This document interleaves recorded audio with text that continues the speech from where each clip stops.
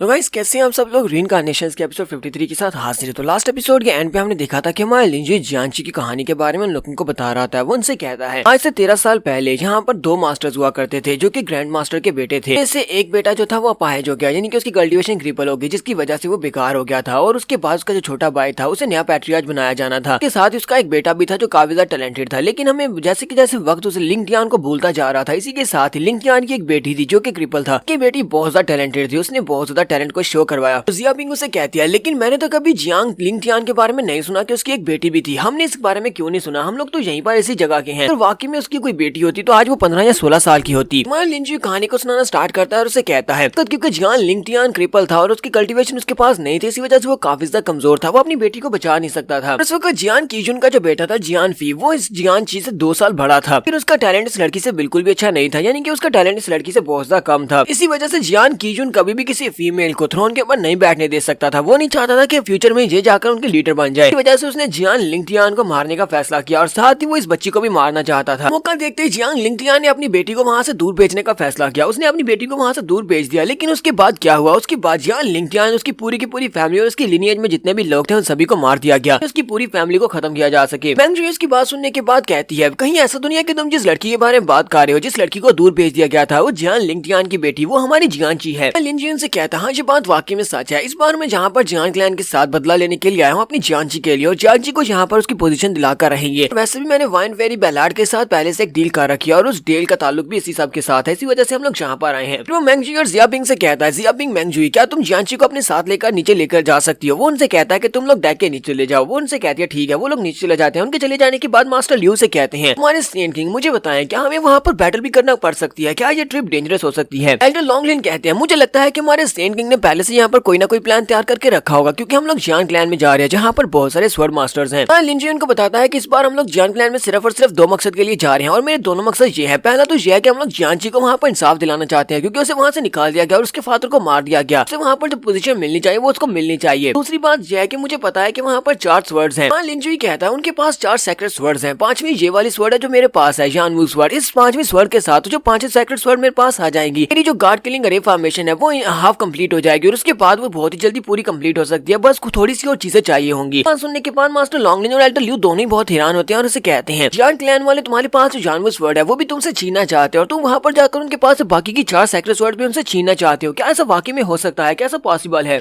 लिन जियन लोगों से कहता है जिसने यहाँ पर बुद्धा एम्परर को इतना ज्यादा जख्मी किया है, तुम्हें क्या लगता है कि वो कितना स्ट्रॉन्ग हो सकता है। बुद्धा एम्परर बहुत ज्यादा पावरफुल है, अगर उसने उसको जख्मी कर दिया तो उसका मतलब वो काफी ज्यादा पावरफुल हो सकता है। अगर हमारा सामना उसके साथ होता है जहाँ पर कम से कम अपनी तैयारी तो मुकम्मल करनी चाहिए। मैं जहाँ पर इस तैयारी को मुकम्मल इसलिए कर रहा हूँ, अब पता बुद्धा एम्परर का सामना किसके साथ पहले होता है। अगर बुद्धा एम्परर हमें पहले मिलता है तो हमें उससे फाइट करना पड़ेगी। लियो से कहते हैं लेकिन वो बुद्धा एम्परर तो काफी ज्यादा जख्मी है, लेकिन मुझे ये बताओ क्या उसको ढूंढ पाना हमारे लिए फायदेमंद होगा। क्या हम लोग अगर उसको पहले ढूंढते हैं तो हमें इससे क्या फायदा होगा। लिंची उसे इस बारे में बताता है। वो उसे कहता है एम्परर के पास एक बहुत ही पावरफुल रिजर्व गार्ड है। वो रिजर्व गार्ड उसका वो हाल है 10,000 बुद्धा हाल, जिसके अंदर इस वक्त वो मिरर है। स्काई मिरर की वजह से बुद्धा एम्परर काफी ज्यादा जख्मी हो चुका है, जिसकी वजह से एम्परर को 10,000 हाल के अंदर रिजर्व कार्ड को यूज करने का मौका भी नहीं मिला। अगर वो उस रिजर्व कार्ड को यूज कर पाता तो वो द मिरर के साथ साथ उस नए डीमन लॉर्ड को हरा सकता था। 10,000 बुद्धा हाल इस वक्त अवेलेबल नहीं है। मुझे नहीं लगता कि अगले 10 साल तक उसे यूज किया जा सकता है, लेकिन फिर भी मैं उसको यूज कर सकता हूँ। एल्डर लॉन्गलिन उसे कहते हैं तो सेंट किंग मुझे लगता है कि आप हाल ऑफ द 10,000 बुद्धा में जाना चाहते हैं, यही आपका अल्टीमेट गोल होने वाला है। लिन जियन से कहता हाँ तुमने बिल्कुल ठीक समझा, मुझे वहाँ पर 10,000 बुद्धा हाल के अंदर जाना है, लेकिन वहाँ पर जाने के लिए मुझे बुद्धा एम्परर के साथ बार्गेनिंग करनी पड़ेगी, क्योंकि मुझे ऐसे तो अपने 10,000 हाल के अंदर इंटर नहीं होने देगा। इसी वजह से मुझे यहाँ पर बार्गेनिंग चिप्स की जरूरत है, और यहाँ पर ये वाली 4 सेक्रेट स्वर्ड्स और साथ में मेरी 5वीं सेक्रेट स्वर्ड, इन सभी को मिलाकर किलिंग फॉर्मेशंस को बनाकर इसके साथ डील कर सकता हूँ। मैं बदले में उसे ये सारी चीजें दूंगा और मुझे 10,000 बुद्धा हाल के अंदर जाने देगा। एल्डर लियू और एल्डर लॉन्गलिन दोनों की बातें सुनने के बाद कहते हैं हमें तो उसी वक्त मजा आएगा जब वहाँ पर फाइट होगी, तो हमें तो फाइट करनी है। तुम्हारे लिन जियन से कहता है अच्छा ठीक है फाइट भी होगी, जब फाइट होगी उस वक्त मार मत खा लेना, इसलिए अपने ध्यान रखना और जाकर जल्दी से प्रैक्टिस करो। मुझे लगता है कि हम लोग बहुत ही जल्दी जियांग क्लैन में पहुंचने वाले हैं, और हमारा अगला आने वाला दिन बिल्कुल भी शांत नहीं होने वाला। नेक्स्ट सीन हमें कमरे का दिखाया जाता है। हमारे लिन जियन मैंग जू के पास आता है, वो कमरे में आराम से बैठी होती है। हमारे लिन जू कहता है तो तुम पहले से यहाँ पर हो। वो से कहती है तुम ही वापस आ गए। मैंग जू उसके रूम के अंदर होती है। तुम्हारे लिन जू से कहता है तुम यहाँ पर क्या कर रही हो, लगता है कि तुम्हें पिछली वाली बात काफी ज्यादा पसंद आई, इसी वजह से तुम दोबारा से यहाँ पर मेरे पास चली आई हो।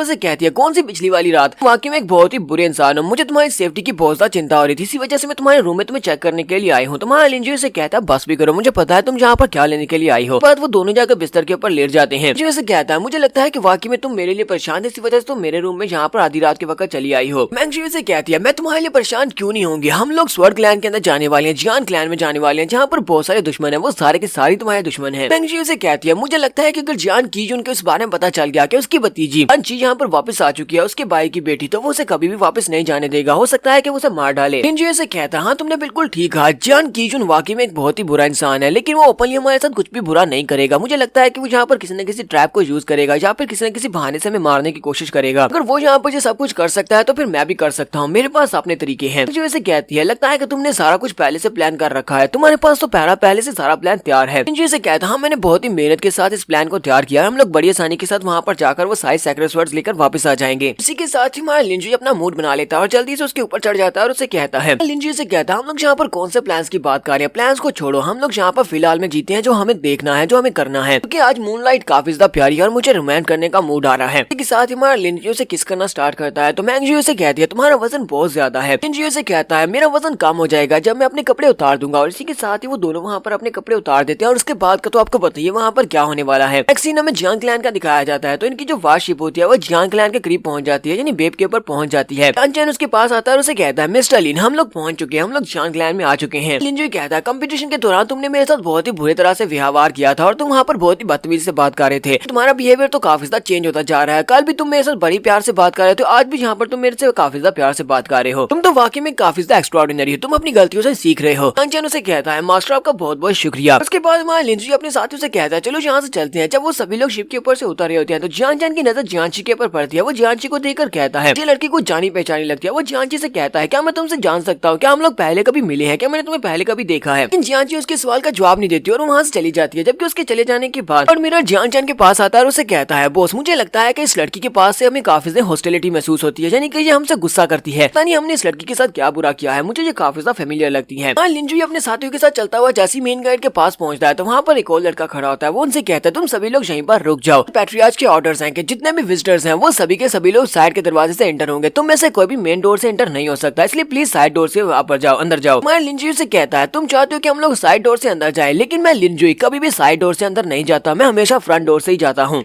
एल्डर लॉन्गलिन बहुत ज्यादा गुस्सा हो जाते हैं और उन लोगों से कहते हैं लगता है कि तुम लोग यहाँ पर इसी तरह मेहमान नवाजी करते हो, तुम लोग हमें यहाँ पर खुद इनवाइट करके लाए और अब यहाँ पर तुम हमारे साथ बदतमीजी कर रहे हो। वो हमारे जुंजी से कहता है सेंट किंग प्लीज यहाँ पर मुझे ऑर्डर दे, मैं अभी जाकर इसका सर काट देता हूँ। तो जियांचिन उन लोगों से कहता है प्लीज आप सभी लोग गुस्सा ना करें, तो हमारे पैट्रियार्च के ऑर्डर है और हमें अपने पैट्रियार्च के ऑर्डर्स को तो फॉलो करना पड़ेगा, प्लीज आप यहाँ पर बहस ना करें और साइड डोर से अंदर चले जाएं, आपको वहाँ पर विजिट के लिए बुलाया गया है। और जियांचिन साथ ही अंदर से सोच रहा था जबकि तुम सभी लोग हमारे जियांग क्लैन की टेरिटरी पे पहुंच चुके हो तो हमें यहाँ पर तुम्हें ये बात तो बताना पड़ेगी इस वक्त क्लैन में और तुम्हारी यहाँ पर कोई भी इज्जत नहीं है, तुम्हारी इज्जत जितनी थी वो बाहर थी। हमारा लिंजी जियांचन से कहता अच्छा ठीक है मुझे ये बताओ तुम लोग फ्रंट डोर से क्यों नहीं जा सकते, क्या सिर्फ और सिर्फ उस फॉर्मेशन की वजह से जिस फॉर्मेशन को तुम लोगों ने यहाँ पर सेटअप किया हुआ है। जियांचन उसे कहता अच्छा ठीक है मैं तुम्हें बताता हूँ, क्या तुम्हें वहाँ पर वो बड़ी सी तलवार दिखाई दे रही है, ये हमारे पैट्रियार्च ने यहाँ पर एक सील को सेटअप किया हुआ है, ये सील बहुत ज्यादा स्पेशल है, ये सील इस तरह की स्पेशल सील है कि सिर्फ और सिर्फ जियांग क्लैन के लोग ही यहाँ से अंदर गुजर कर जा सकते हैं जिनके अंदर जियांग क्लैन का ब्लड होगा। इसका मतलब यह है कि यहाँ पर जो आउटसाइडर्स होंगे वो इस रास्ते से अंदर नहीं जा सकते, आउटसाइडर्स को अंदर जाने से रोकने के लिए भी ये रे फॉर्मेशन यहाँ पर बिछाई गई है। क्या उन लोगों से कह दिया क्या हम लोग तुम्हें कोई बेवकूफ दिखाई देते हैं या फिर तुम लोग बेवकूफ हो, उन्हें साइड के ऊपर एक डोर बना रखा है तो तुम्हें लगता है कि अगर कोई भी यहाँ पर स्नीक इन करने के लिए आएगा, यहाँ पर कोई भी आएगा फ्रंट डोर से अंदर आएगा, तुम हमें बेवकूफ समझते हो या हमें बेवकूफ बनाने की कोशिश कर रहे हो। जियांचन उसे कहता है मिस आपकी बात तो बिल्कुल ठीक है, लेकिन हम लोग क्या कर सकते हैं, हमारे पैट्रियार्च ने हमें जो ऑर्डर्स दिए थे उन्होंने कहा था कि फ्रंट डोर से कोई भी एंटर नहीं हो सकता, जितने विजिटर्स हैं वो सारे के सारे साइड डोर से एंटर होंगे। मान लीजिए उसकी बात सुनने के बाद से कहता है अच्छा ठीक है यंग मास्टर जियांचन अब मुझे ये बताओ कि तुम कौन से डोर से अंदर जाने वाले हो। वो उसे कहता है मैं तो इन लोगों का हियर हूँ, मैं पैट्रियार्च का बेटा और अगला पैट्रियार्च हूँ, तो मैं तो यहाँ पर फ्रंट डोर से जाने वाला हूँ। साथ ही वो लोगों से कहता है लेकिन मेरी बात को याद रखना, अगर तुम लोग फ्रंट डोर से एंटर होना चाहते हो, अगर तुम्हारे पास ब्लड लाइन की पावर नहीं है तो इस फॉर्मेशन की वजह से तुम्हारे पर अटैक हो सकता है जिससे तुम्हें नुकसान पहुंच सकता है, इसलिए सोच समझ कर इस फ्रंट डोर से एंटर होना, तुम सभी लोग साइड डोर से अंदर आ सकते हो। लिंजी अपनी जियांची से कहता है जियांची जाओ, तो जियांची कहती है ठीक है मास्टर। जियांची जैसी वहाँ पर आगे बढ़ने लगती है उसी वक्त जियांचन उसे कहता है जरा रुको, तुम लोग आगे नहीं बढ़ सकते, पहले मुझे आगे जाने दो, आगे जाकर उस फॉर्मेशन के अंदर से गुजर कर जाता हूँ ताकि तुम सभी लोगों को ये बात कंफर्म हो सके कि ये कोई ट्रैप नहीं है, ये वाकई में एक रे फॉर्मेशन है जो कि यहाँ पर ब्लड लाइन को बैन करती है। जियांचन आगे की तरफ चलना स्टार्ट करता है और उस मेन डोर से आगे की तरफ गुजरता है। जैसे वो तलवार के नीचे से गुजरता है तो उसकी बॉडी से जबरदस्त एनर्जी निकलती है और वो एनर्जी ऊपर आसमान की तरफ पीक करती है, वो जो तलवार होती है वो ऊपर आसमान में हायर जाती है। देखकर बाकी के लड़के खुश हो जाते हैं और कहते हैं हमारे यंग मास्टर तो वाकई में काफी ज्यादा पावरफुल है, उनकी ब्लड लाइन बहुत ज्यादा प्योर है जिसकी वजह से तलवार को इतना ज्यादा ऊपर हवा में ऊंचा उड़ा दिया। जितनी ज्यादा प्योर हमारी ब्लड लाइन की पावर होगी, ये तलवार उतनी ज्यादा ऊपर हवा में जाएगी। बाकी के दोनों लड़के भी कहते हैं चलो छोड़ो, हम लोग भी जल्दी से अंदर चलते हैं और चल के देखते हैं ब्लड लाइन की पावर की वजह से ये तलवार कितनी ज्यादा हार जाती है। वो दोनों भी मेन गेट से अंदर चले जाते हैं और वहाँ पर जाने के बाद वो उनसे कहते हैं मिस्टर लिंजी, आप लोगों ने कहा था कि आप लोग यहाँ से अंदर आना चाहते हैं मेन गेट से, तो प्लीज अंदर आ सकते हैं, आप लोग मेन गेट से आ सकते हैं, क्योंकि आपने जो बात की थी इसी वजह से आप अपने वर्ड्स के ऊपर पीछे तो नहीं हट सकते। चांचन उसे कहता है मुझे लगता है कि मिस्टर लीन अब जहाँ पर डर तो नहीं रही होगी इस फॉर्मेशन को पार करने में। कैसे कहता अगर तुम्हें ऐसा लगता है कि मैं डर रहा हूँ तो फिर ठीक है। वो जियांची से कहता है चलो जाओ जाकर पार करके दिखाओ। तो फिर हम लोग अपनी एपिसोड 53 का एंड करेंगे। एपिसोड की एक्सप्लेनेशन अच्छी लगी हो तो कमेंट करके जरूर बताइएगा। चैनल को सब्सक्राइब कर दें, वीडियो को लाइक और शेयर कर दें। शुक्रिया।